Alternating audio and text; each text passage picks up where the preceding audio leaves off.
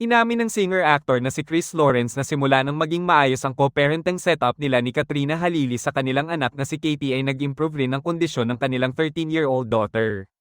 Matatanda ang matagal nang inopen up ni Katrina sa publiko na may mild autism spectrum disorder si Katie. Sa panayam sa OPM singer-rapper sa vlog na Hot Takes, sinabi niyang malaking bagay para sa kanilang anak na naging okay na sila ni Katrina. Natanong din si Chris kung willing ba siya to give love another chance since okay naman sila ni Katrina ngayon. Aniya, natuto na siya sa kanyang pagkakamali kaya hindi na niya sasayangin pa ang second chance na ito. If I am given a second chance, it's something I'm not going to mess up. It's one of those situations, don't mess this up Chris, pahayag ng ama ng anak ni Katrina. Nang matanong naman kung ano ang mensahe niya para kay Katrina Halili, say niya, thank you for giving this another chance, whatever this is and whatever this will lead into. And just know that I'm here, I got you.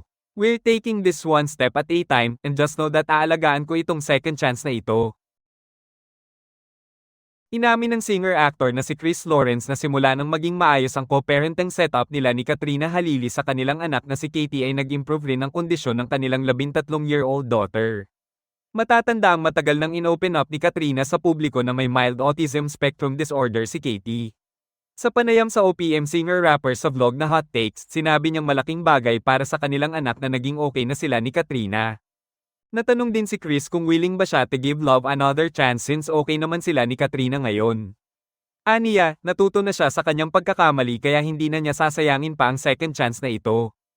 If I am given a second chance, it's something I'm not going to mess up. It's one of those situations, don't mess this up Chris, pahayag ng ama ng anak ni Katrina. Nang matanong naman kung ano ang mensahe niya para kay Katrina Halili, say niya, thank you for giving this another chance, whatever this is and whatever this will lead into. And just know that I'm here, I got you. We're taking this one step at a time, and just know that aalagaan ko itong second chance na ito. Ano ang masasabi iyo dito?